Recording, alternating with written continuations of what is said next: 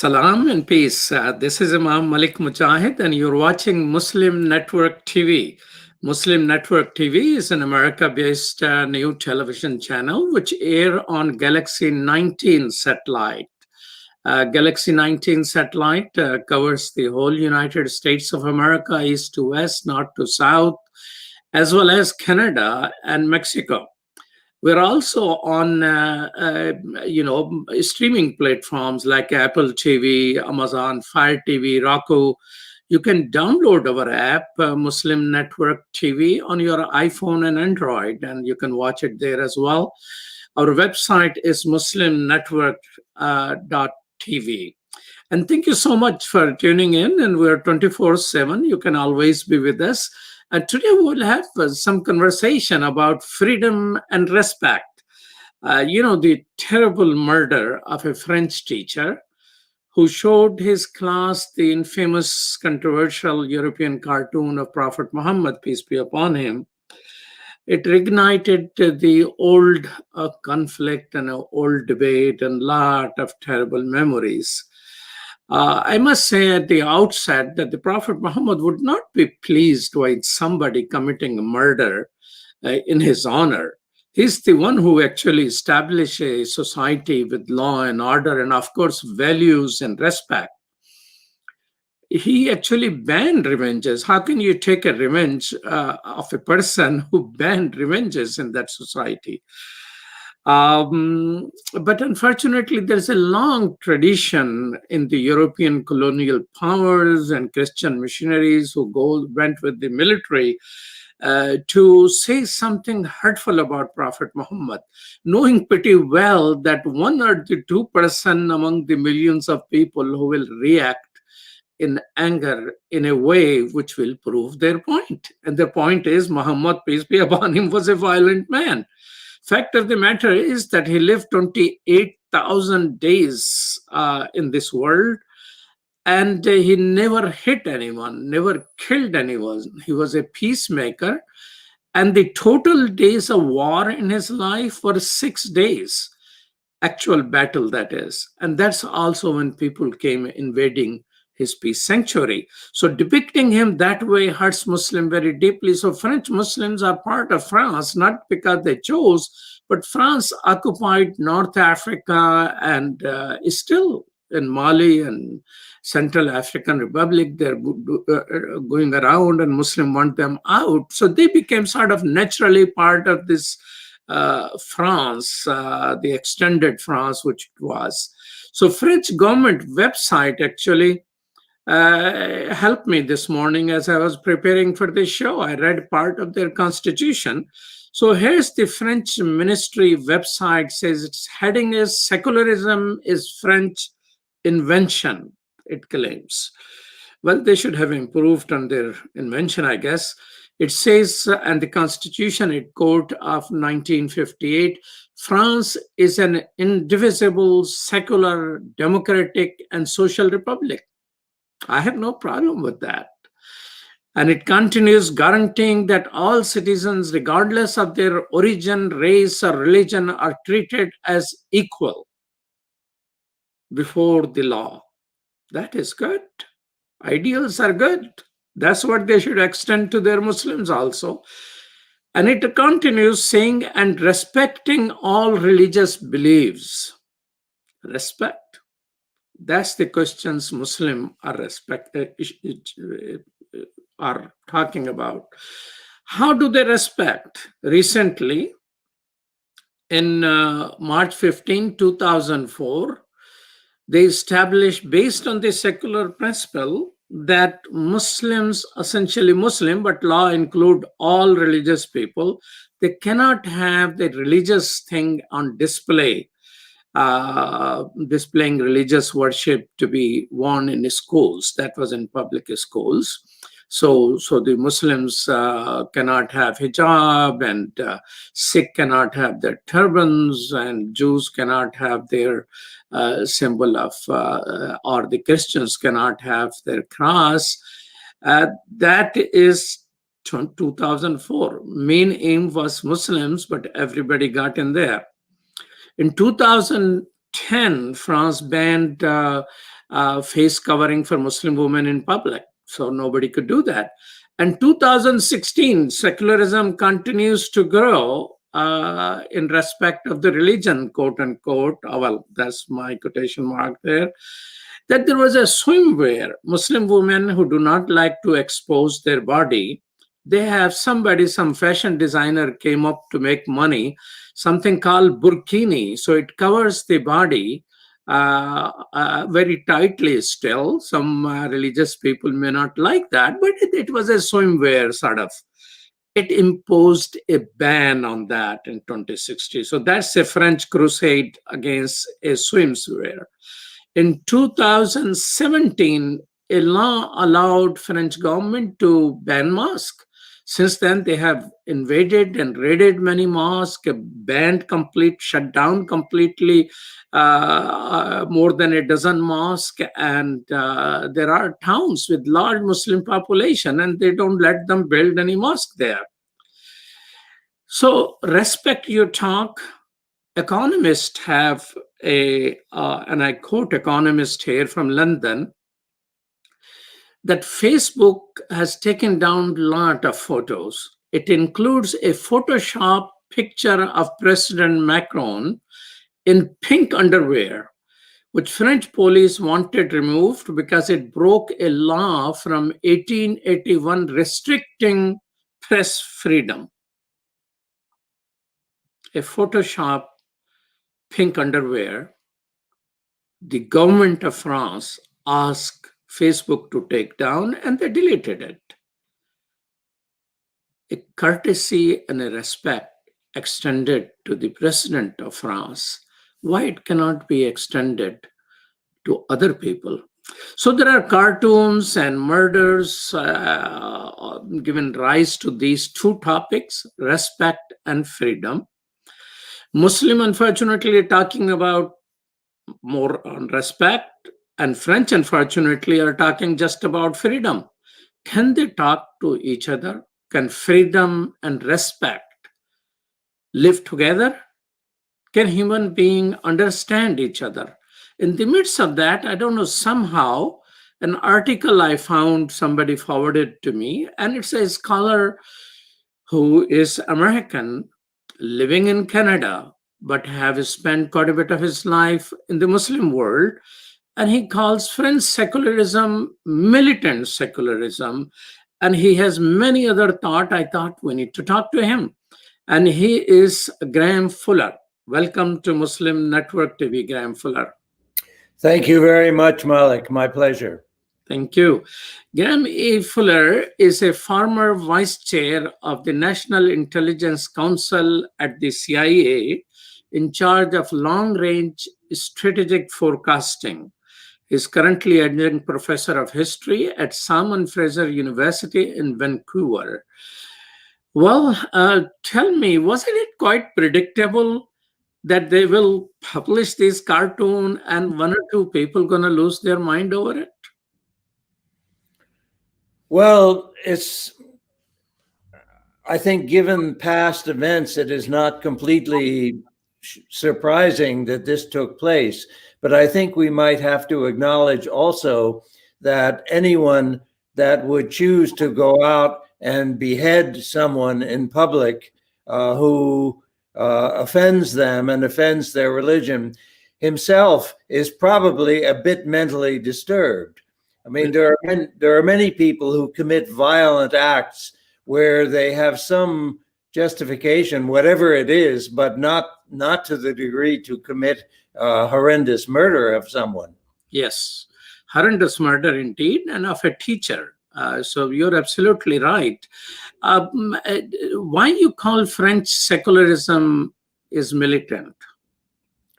Well, because it seems to be the most uncompromising among Western states as to how to interpret freedom and freedom of speech. In this case, for the French, and based on the French Revolution, they seem to view freedom of speech as an absolute right, overcoming almost all other rights as such as you mentioned, dignity and respect.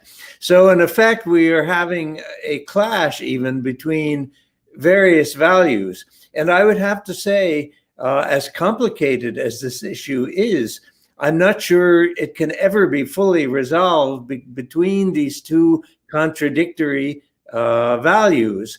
They have to be resolved situationally, depending on the country, the people, the issue, the time, the place, and requires some degree of citizen responsibility and sensitivity.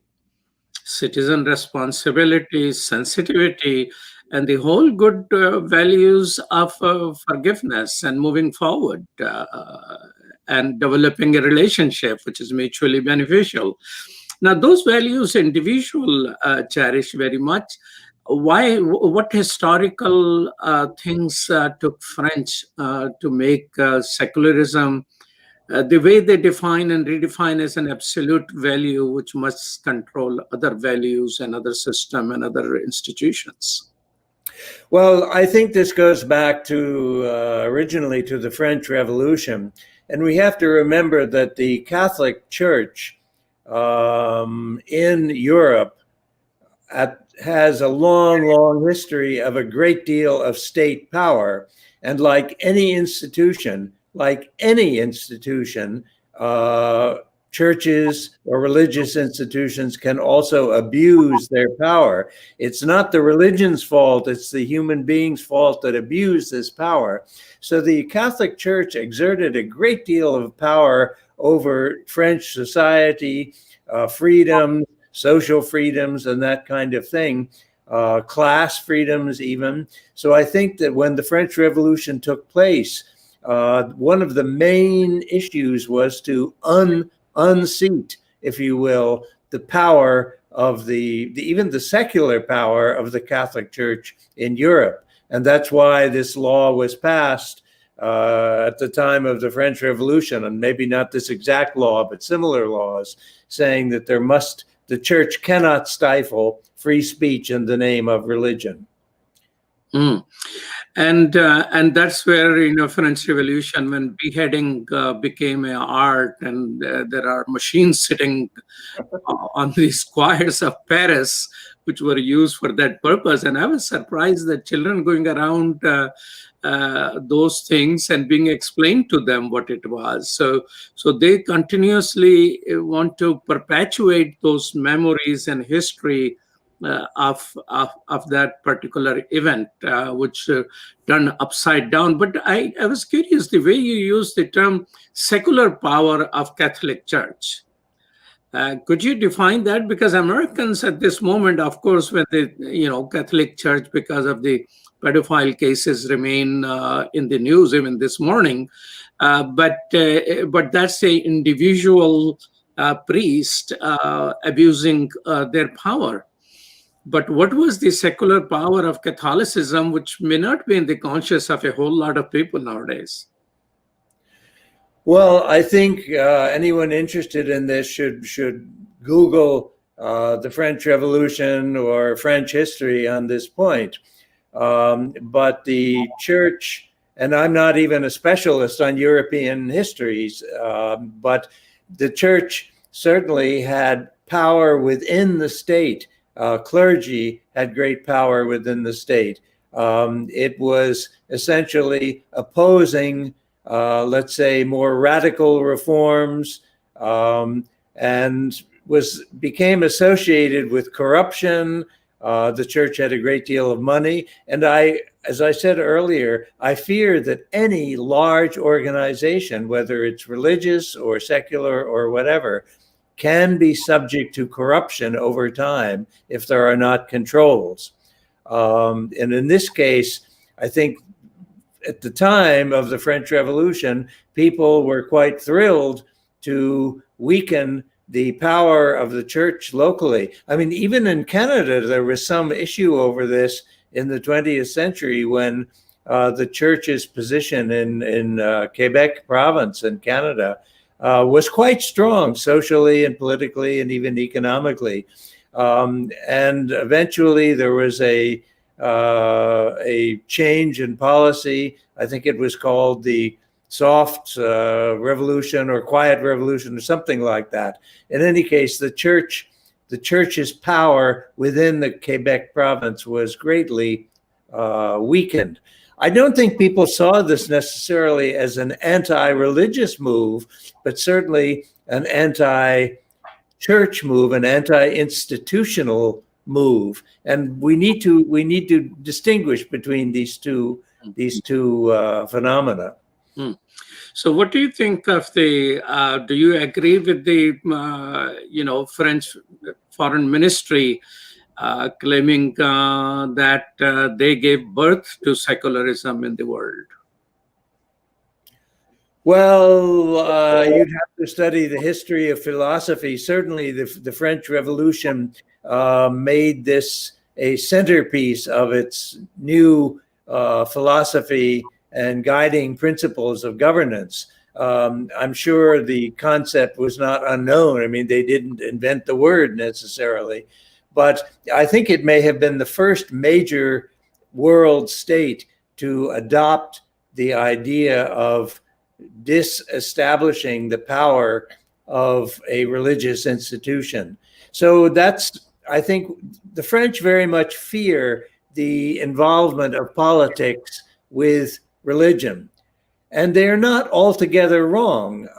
Politics is very powerful. Religion is very powerful. And each has exploited the other in history.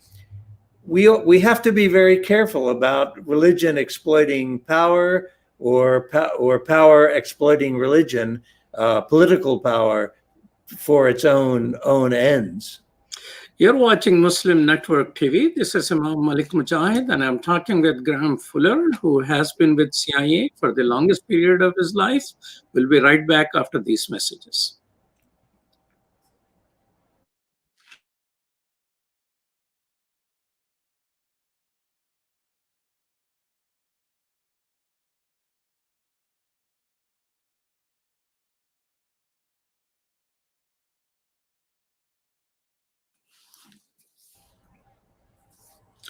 Welcome back to Muslim Network TV. This is Imam Malik Mujahid. I'm talking with Graham Fuller, who has been a long time serving America in his position at CIA. What are the boundaries between free speech and hate speech? That is the major question you have put your finger on, Malik. There are no clear boundaries. These things are situational.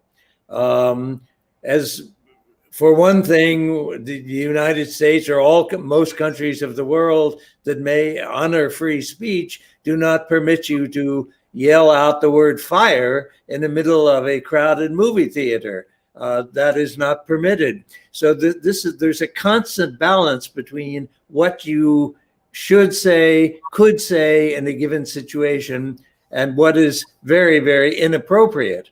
That, as you know, that was part of the purpose of my article. How far can we go in allowing people to say things that are hurtful of other people?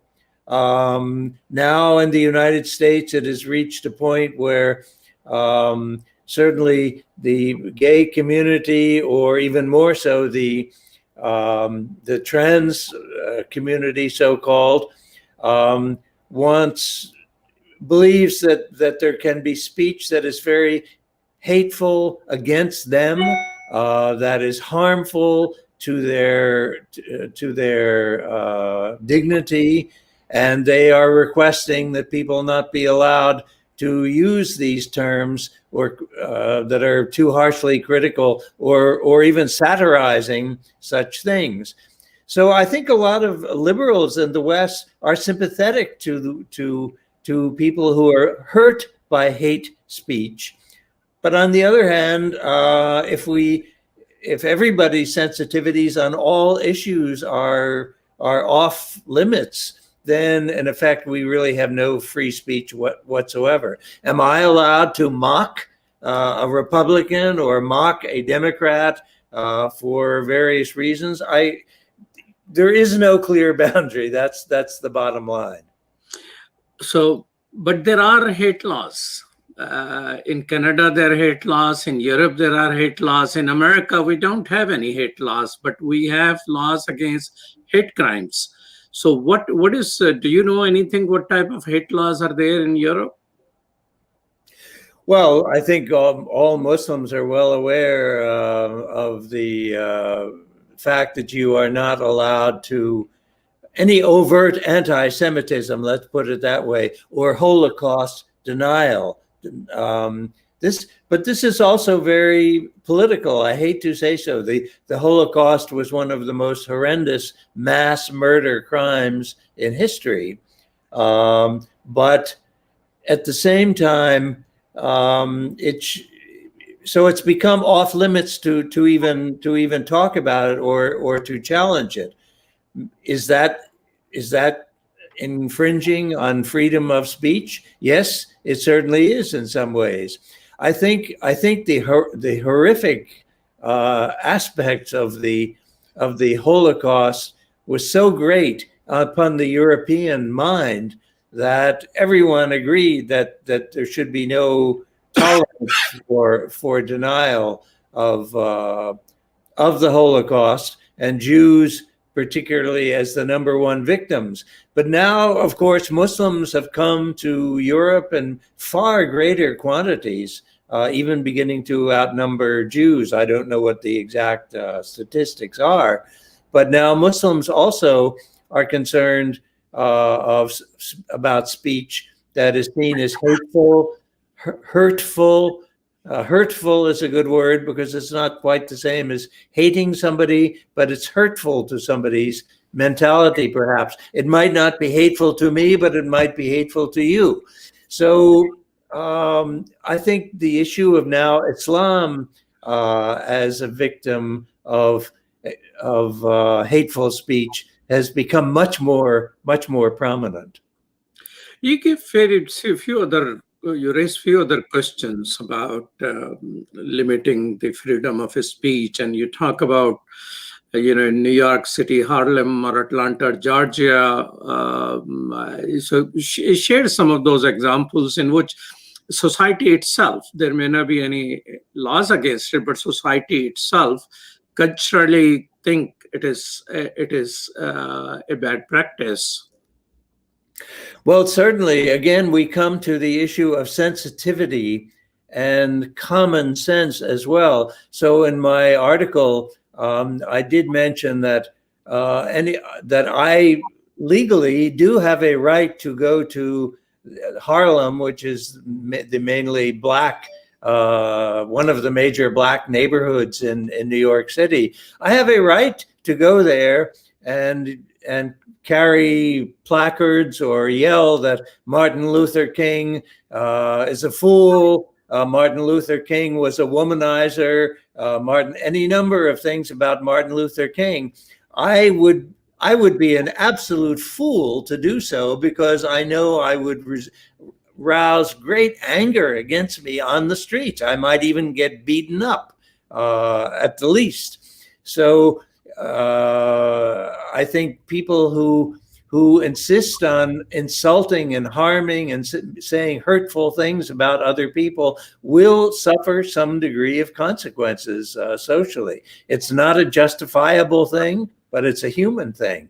Similarly, in Mexico, the Virgin of Guadalupe is very revered. This is essentially, it's a non-historical figure, the Virgin, but she's a symbol of Mexico in many ways. And for youth who live in LA, who are not even in Mexico, but of Mexican origin, often have T-shirts with the Virgin of Guadalupe. And this is both religious, but it's also secular. It's also a pride in being Mexican and the symbols of Mexico. If I insult the Virgin of Guadalupe in Los Angeles, I might easily get beaten up. And if somebody is sufficiently deranged mentally, I could even get murdered, perhaps, for saying these things. But, so part of it is common sense, Malik. you would be very, very stupid to do this kind of thing. And you would be very hurtful and insensitive to say all these things, whatever the truth might be, whatever I may think about Martin Luther King. I would be very hurtful to a minority such as Black Americans, who have suffered more than any other minority in the United States ever due to slavery. People have to be sensitive. They are sensitive, I think, by and large, to this. But you would still have a right, in theory, to blacken the name of Martin Luther King. You also mentioned, while thinking about sensitivities and issues of respect, the negative colonial memories which Muslims in France have. You want to elaborate what are those negative colonial memories and how you think these are relevant? Well, certainly colonialism, European colonialism primarily, extended almost over every country of the world for 100 years, 200 years, 50 years, depending where. And it was certainly the imposition of European power and dominance over all of these countries, even Christian countries. I mean, the dominance of Spain in Latin America, for example. So I think there's a great deal of cultural sensitivity about demanding now respect for traditions and cultures that perhaps had not gotten full degree of respect or were even disrespected during colonial periods, depending on which colony, where, and at what time. So the issue of colonialism is still not, let's say, completely put to bed. Especially because, French continuously were involved. I mean, I was looking at Central African Republic as a human rights activist. French got United Nations support to go there. I mean, so when I researched, I found out there was a coalition government came into being, whose name was a coalition government, and it was an interfaith coalition between Christians and Muslims. And the French media, which is, of course, based in France, but controls part of West African and North African discourse, started saying that Muslims are taking over. And within a few months, they landed with 250 soldiers to bring peace. I learned that, Central African Republic is size of France. And then the US Samantha Power at the United Nations says that all the 400 or so mosques, except 2, are demolished through there. So their intervention and those type of things continue.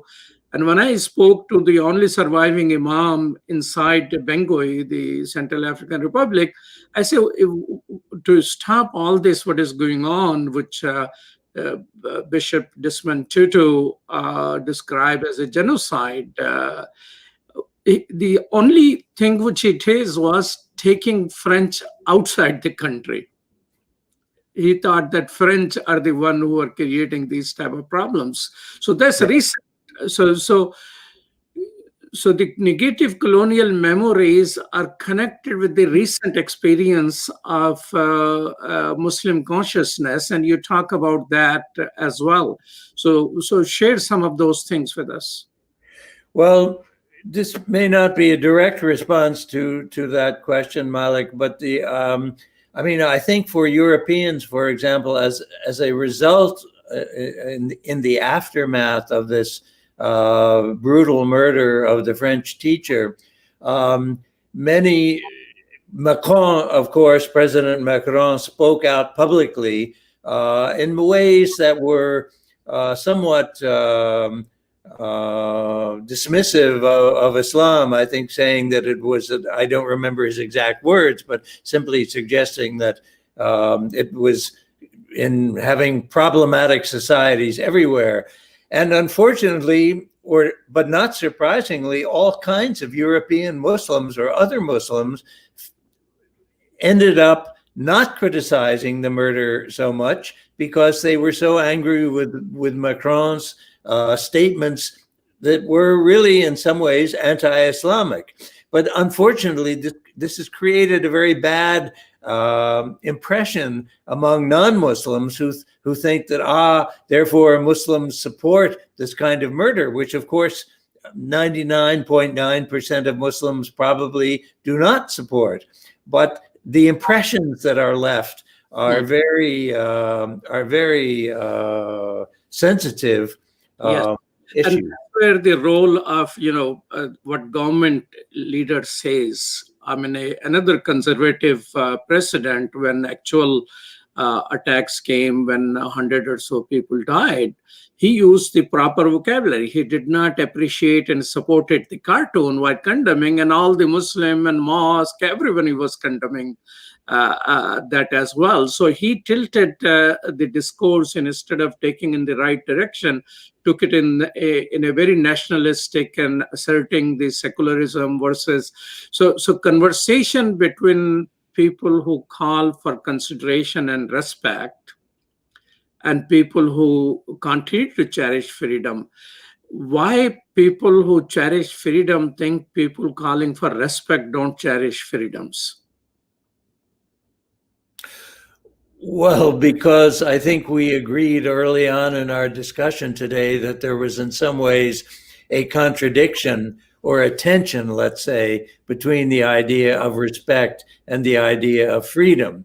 To the degree that I push my rights and my freedoms to say these things further and further, I may be infringing on respect of other people. And it isn't just religious respect. I mean, there are questions such as the murders of some young man that went in and murdered people in a nightclub. I think it was in Arizona or somewhere. Orlando. Pardon me? Orlando. Orlando, yes. He may have felt offended against people who are gay. People have a right to be offended if they want, but they do not have a right to take violent action against anyone. To what degree, if people say, look, we are biologically born this way towards gay tendencies, should they be punished? Should they have a right to respect for their views? I mean, there are any number of areas where we can say that people who are crippled, who are lame, should you make jokes about them? This is not freedom of speech so much, but it's also a matter of humanity, common sense, respect for human dignity that goes beyond just religion. France, in its secular experience, when we take this break, I like you to dwell on it. Reducing the power of the Catholic Church, so it doesn't influence and control the polity and the society and impose corruption or whatever was conceived at the time of French Revolution on other people. Did end up actually trying to control religion. And I will discuss that. You're watching Muslim Network TV. This is Imam Malik Mujahid. I'm talking with Graham Fuller, who has served 20 years at the CIA and has written an article about sensitivity, respect, and debate around freedom of speech in France. We'll be right back after these messages.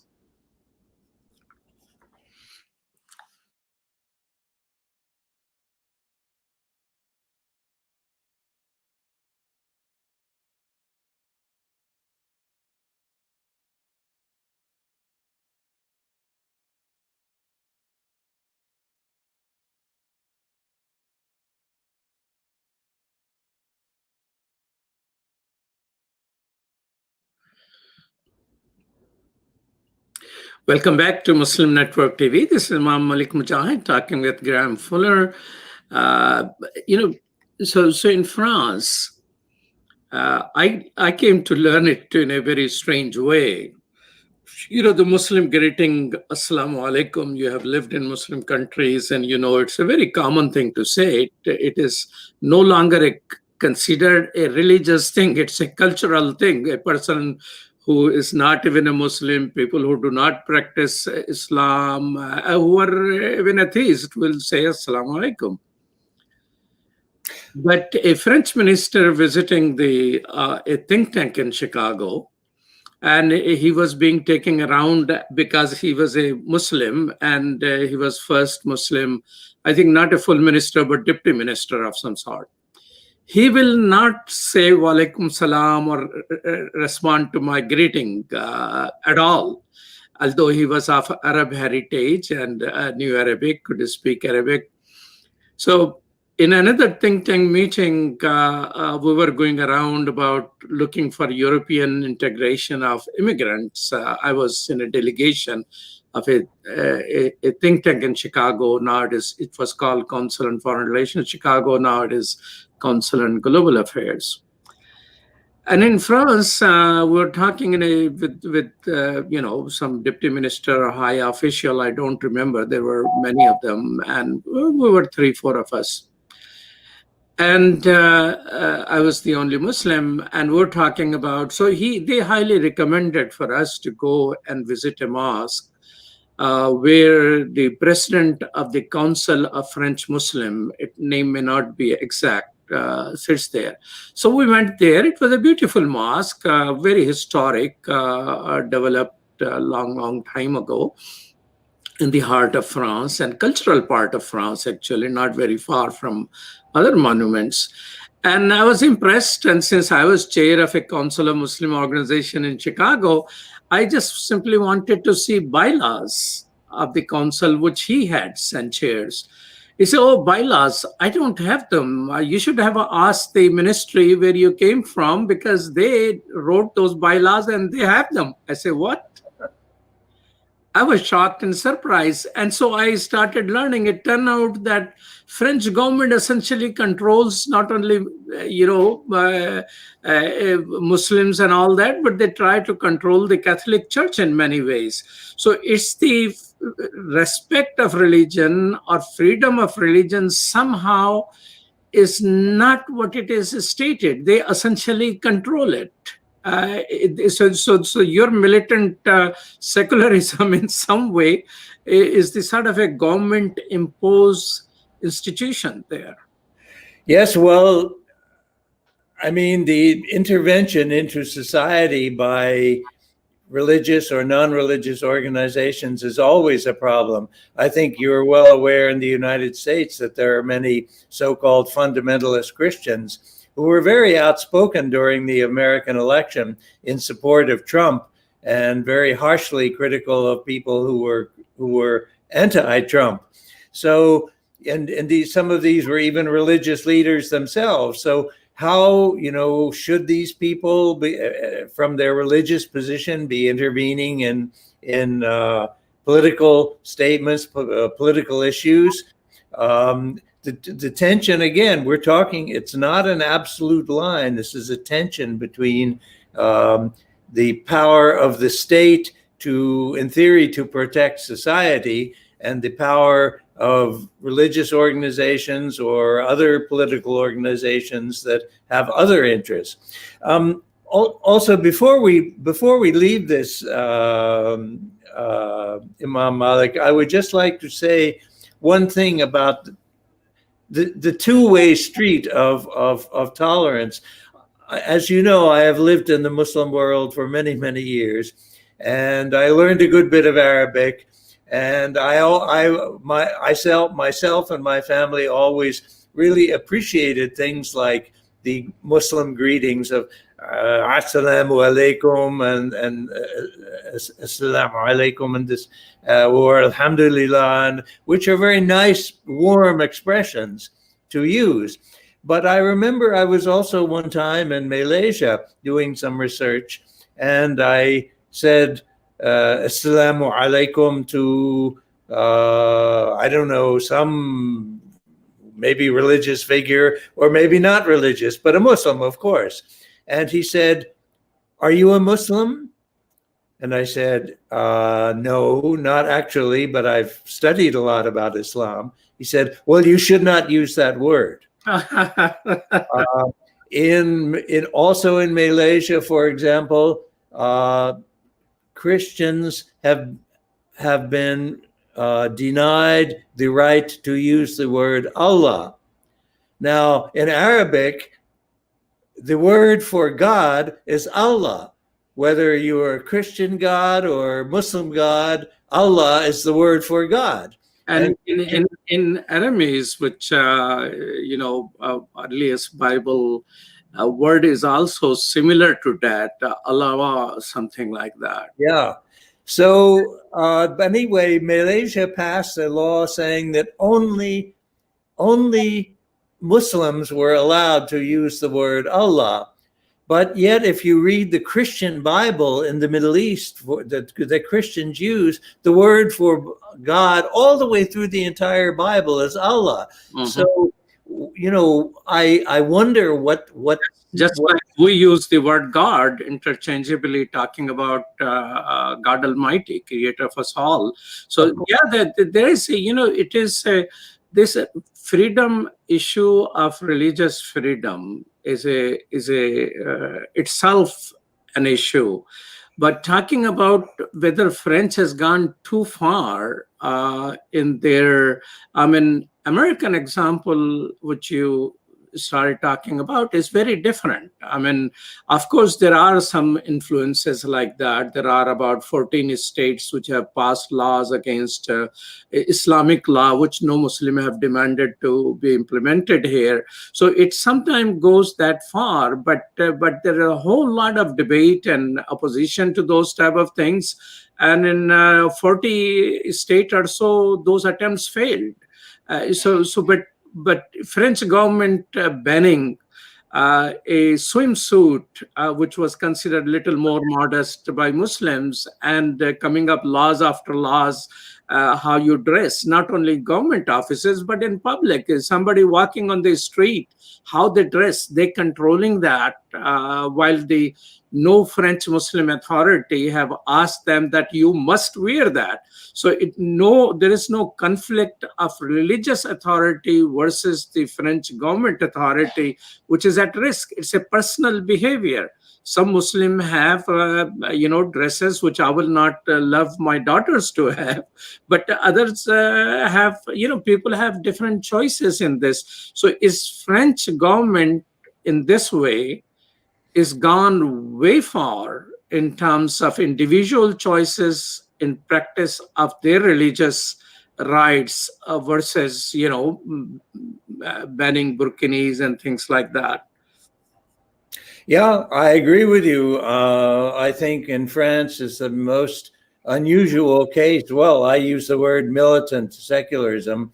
As you know, I think many Muslims sometimes feel that secularism means that that secularism is anti-religious, whereas I think you're well aware that secularism, the real meaning of secularism is that the state does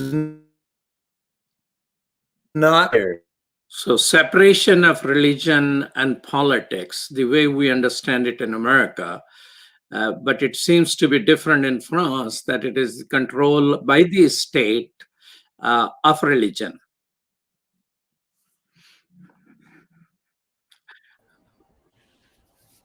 Yes. So let's talk a little bit in the conclusion 5 minutes we have. Let's come to America. You already brought to America issues of religious freedom, and of course, different religious communities participating, giving their opinion about how America should be. Do you think in America Muslims and are better understood now than say 20 years ago? Oh, absolutely. There's no question about this, Imam Malik. I would say astonishingly so. One reason there was misunderstanding and ignorance about Islam was because there were no Muslims in the United States for hundreds of years. In any significant numbers. And then suddenly now there are large numbers. Furthermore, they're not just poor immigrants, they're people of high professional caliber and skills. So Americans are slowly getting used to the idea that there is another major religion in the world. I don't think most Christians really object to Islam, but some do. I mean, there are. I have given a talk one time in a group where I said, look, Christians and Muslims are both talking about the same God. And a man came up to me after the talk. This was in the US. Came up to me after the talk and said, I'm sorry, but you're wrong. My God gave his only son to be sacrificed for humanity. Muslim God, Allah, did not do that. So my God is not the same as the Muslim God. Well, what can you say to this kind of thing if you are that rigid? Also, I want to just bring up one brief fact here. There are elements within Islam that worry me also, that I think can be very, very intolerant. I think we know, particularly, I'll have to say it specifically, in Saudi Arabia, there are forms of Islam in which takfir of other people, even of other Muslims, is quite common. And I fear that this also is not in the real spirit of Islam, but I am not a Muslim and therefore do not have the right to say so. But that's my impression. And I think many other Muslims also are concerned where intolerance creeps into Islam just as it creeps into Christianity or Buddhism in Sri Lanka or wherever else. Absolutely, absolutely. I will share with you. I mean, this is unfortunately, people do that. I mean, in Chicago, a African-American professor at a respected Christian institution, Wheaton College, she was tenured professor. She was fired because of that one line. She said that Muslim worship the same God as I do.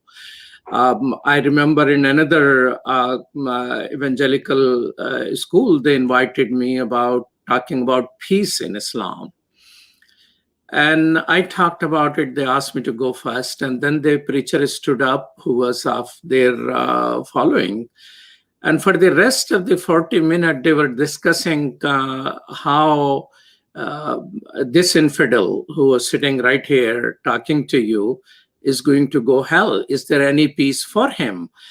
And despite that whole conversation, they all signed all their names, giving me a gift of a paper of some sort of which they developed. And so those theological people, I think, need to be checked. I think not only I have a right to talk about it, but you have a right to talk about it. All of us have a right to talk about it. But talking and a different thing and coming up with laws about bikini is a very different type of phenomena. Let me ask you a little different question, and maybe that's where we will end. I mean, you have worked for CIA. You have served our country in a extremely long career, and you have been around the world substantially. Tell me a time when our country, America, this is not, you're in Canada, I realize now, US has stood up in principle for democracy in the Middle East and every other places, and without compromising, without giving more value to what is American interest or is interest of Israel as compared to interest of democracy. Because liberal elite and those Muslim elite in Muslim world who want freedom, liberty, and Islam, they are very. Sometimes you hear and read them; they come out very sincerely for democracy, and then they complain about America. It's all about talk. So give me one era, one time, one president when we were more serious about democracy than our country interest. Offhand, I cannot think of a single case Imam Malik, that would demonstrate support for democracy against interests. The fact is, American national interests, however interpreted, because I might interpret them one way, and some other government or some other president might interpret them another way, but every single time the national interests, so-called, so as perceived, will take precedence over democracy. So the United States invariably pushes democracy very hard against its enemies, against Russia, against China, against Iran, against I don't know, Venezuela, whatever you want, whatever you choose to say. But never is democracy bestowed as a gift to friendly states like Saudi Arabia or other countries in the Middle East or Southeast Asia or others. If they are friendly, the United States has not seriously criticized them. Maybe a few little words here or there, but nothing serious. So yes, there is a clear bias in favor of the national interest over democracy and over human rights. And I fear that will always be the case. Okay, I understand that, but then when America starts to preach about this and preach its values and then violate those values in so many cases, I become very upset. Well, thank you so much, Graham Fuller. It was a pleasure talking to you. My pleasure too. Inviting you for more conversation, and we seems to have respect for the way you asserted. I wish more people will be listening and reading to what you have to say. Thank you so much. Thank you very much. My pleasure. And thank you, Sherdil Khan and Dr. Abdul Wahid, for producing today's show. And thank you for watching Muslim Network TV. We are always there 24/7 on, live on airing on satellite Galaxy 19, or streaming on Apple TV, Amazon TV, and you're on phone. You can download our app, Muslim Network TV, and our own website, Muslim Network.